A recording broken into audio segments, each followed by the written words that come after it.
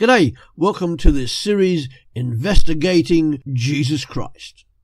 Together we will explore the life of the most amazing person who ever lived, Jesus Christ of Nazareth. Now Jesus prays for all those who, through the work of the disciples, will become his followers. As such, it brings all Christian disciples into intimacy with Jesus and part of a dynamic relationship with him. That's all Christians from all time. And what does Jesus pray for his church of followers? Jesus prays for unity. That is unity on various levels.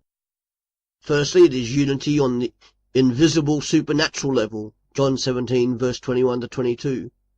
The lives of all Christian disciples are inextricably linked to each other, whether we want them to be or not, through the love and obedience of God the Son and God the Father.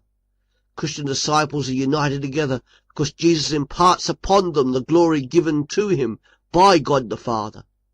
John 17 verse 22. This unity is also physical, insomuch as through a visible unity, people will come to know Jesus personally and take up the offer of reconciliation with God. This unity is also physically seen through the telling of the message of reconciliation. That is why different churches in a location or in a town must be seen to work together, a visible sign of unity reflecting the invisible unity. Remember Jesus' words earlier in John's Gospel? John chapter 15 verse 12 to 14. My command is this: love each other as I have loved you. Greater love has no one than this, that he lay down his life for his friends. You are my friends if you do what I command. Much later in his life, John must surely have been reflecting upon this when he writes in 1 John 3 verse 16 to 24. By this we know love, because he, speaking of Jesus, laid down his life for us, and we ought to lay down our lives for the brothers. But whoever has the world's goods and sees his brother in need and closes his heart of compassion against him, how does the love of God remain in him? My little children, let's not love in word only, neither with the tongue only, but in deed and truth.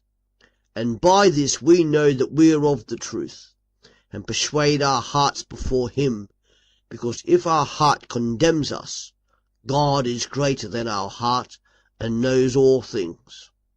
Beloved, if our hearts don't condemn us, we have boldness toward God, and whatever we ask we receive from him, because we keep his commandments and do the things that are pleasing in his sight.